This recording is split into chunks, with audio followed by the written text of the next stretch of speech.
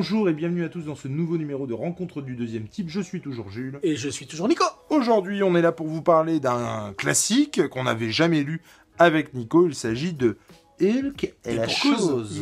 Il a jamais été encore édité en français, celui-ci. Oh, si. Ah, il sort chez Panini l'année prochaine. Peut-être pas en dur, mais tu le trouvais quand même. Ah bon je pense. Ouais. En fait, il sort l'année prochaine. Pour la petite histoire, on l'a eu à la Comic Con de Paris. Pourquoi il sort l'année prochaine? Il sort l'année prochaine parce celui-là, on l'a pas acheté. Oui, mais Il sort chez Panini l'année prochaine. À acheter, quoi. Ouais, mais comme ça ou dans un intégral? Je ne sais pas. Parce Par contre, je ne sais pas. Bon. Donc effectivement, on l'a eu pour l'achat de choses chez Panini pendant la Comic Con. Alors, 1000 exemplaires. on est toujours à cracher sur Panini. Toujours. Enfin, Surtout toi. non, mais on dirait que c'est par principe qu'on crache sur Panini. Par principe, Panini, on n'aime pas. On n'aime pas les Panini. J'ai pas les Panini américains, la Nutella. Ils font du Nutella, 3 fromages, tout ça. C'est bon, les gars. À un moment donné, on arrête les conneries. On arrête les conneries.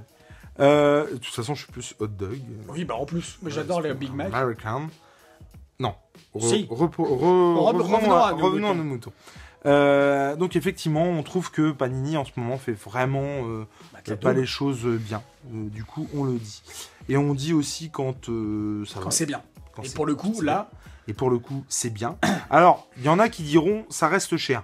Oui, tout à fait. C'est cher. Tout à fait. Puisqu'effectivement, il fallait débourser non pas moins que 60 € sur le stand de Panini Comics à la Comic Con pour récupérer ce tome gratuit. Après, j'ai envie de vous dire, quand on achète un Absolute, ça va vite. Non, mais c'est vrai. Oui, c'est ce que tu as fait. C'est ce que j'ai fait en l'occurrence. Pépère, il a acheté House of M en noir et blanc sur mes conseils pour le faire dédicacer sous la gorge, par Olivier Coipel. Bon, forcément, effectivement, ça va vite. Et je regrette pas. Et du coup, effectivement, pour 60 balles, on avait petit tome, parce que ça reste pas... Ouais, mais s'il était... Excuse-moi de te couper, si on avait dû l'acheter, on l'aurait payé 13 balles, quoi. Je sais pas. Ouais, non, mais il n'y a pas le prix, c'est le code barre gratos. En plus, tirage limité à 1000 exemplaires. Donc, pour le coup, c'est un petit côté collector de la Comic-Con. Et doublement collector, parce que... Puisqu'il est signé de la main de... Jim Starlin. Ah ouais, les gars. Donc, ouais, après... Alors, le truc, c'est que... Attends, juste tout ça pour dire que... c'est Bernie Wrightson, comme là. Tout ça pour dire... Mais tout à fait, ils ont bossé tous les deux. Il a fait aussi Batman le culte. Tout ça pour dire qu'effectivement, il y aurait pu aussi rien avoir sur le stand de Panini. Donc j'ai envie de dire, oui, il fallait 60 balles, mais oui, c'est 1000 exemplaires, tirage limité à 1000 exemplaires, et... signature de il y aurait pu rien avoir. Et pour aller un petit peu plus loin par rapport à ce que contient cette chose, c'est le cas de le dire, c'est un petit délire en fait que se sont fait Jim Starlin et Bernie Wrightson, qui ont bossé beaucoup ensemble. On l'a dit, ils ont fait le culte de Batman chez DC. C'est un petit délire ce bazar, parce qu'en fait c'est un truc... c'est dément, quoi. Non, mais alors c'est un peu compliqué d'appréhender ce titre, parce que c'est vraiment le titre typique qu'on pouvait trouver dans les Strange ou les Nova de l'époque. C'est-à-dire que effectivement, on est dans un truc hyper décomplexé où c'était encore fait pour les gamins à l'époque. C'est un peu ça le problème, si tu veux. C'est qu'à partir du moment où des gens comme comment il s'appelle Miller, par exemple, a fait du Dark Knight Returns, où là on avait quelque chose d'assurément plus adulte. Le comics s'est mis à faire de... Alors il en faisait peut-être aussi avant Miller, hein, mais c'est juste pour prendre un exemple concret. Voilà, on demande aux comics d'être adultes, alors qu'à la base il est pensé comme un truc pour gamins, quoi. C'est ça. Du coup, là on est dans un truc complètement décomplexé. Ça n'empêche qu'il y a des références dedans aussi, et c'est référencé, il n'y a pas de souci. Et il peut y avoir une critique de la société en sous-texte. C'est très 4e, c'est très 12e degré, quoi. Mais effectivement, là on est sur de l'humour c'est potache, grossier, ça se tire la bourre. C'est-à-dire que ce truc-là, il aurait très bien pu être publié dans le magazine Mad aux États-Unis. Et j'imagine peut-être qu'il l'a été.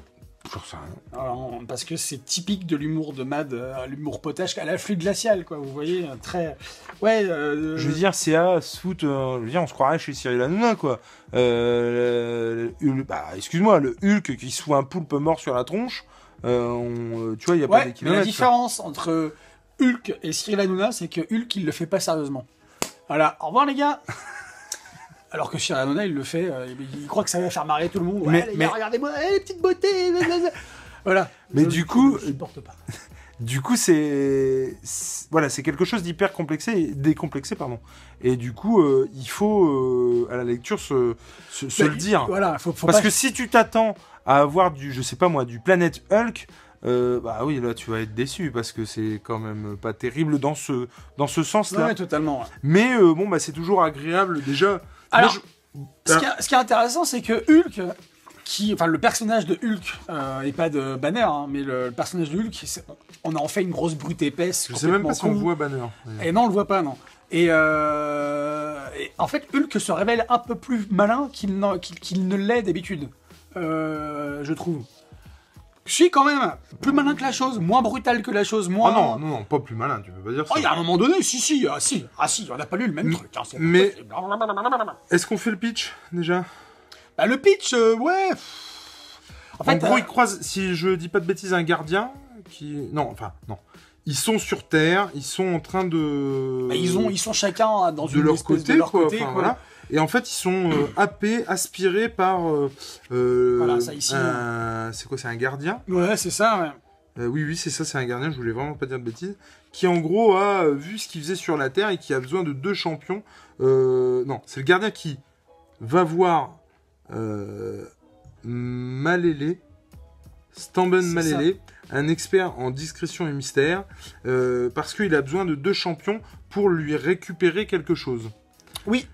Pour battre quelqu'un qui protège quelque chose et du coup récupérer sur quelque chose. On ne sait pas quoi.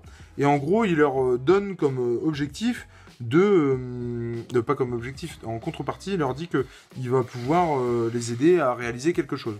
La chose espère que ce sera de guérir la Terre de tous ses maux. Et ça se passera pas comme ça, hein, autant vous le dire, parce que voilà. Et non, et ça c'est génial. Oui, ça m'a fait mourir de rire. Mais j'ai dans l'idée qu'effectivement, par exemple, un comics comme ça fait du mal, je vais y arriver, au Hulk de G. Parce que Hulk n'est dépeint que comme un gros... G est dépeint que comme un gros... comme un gros bourrin sans cervelle. Moi, je suis désolé. Mais...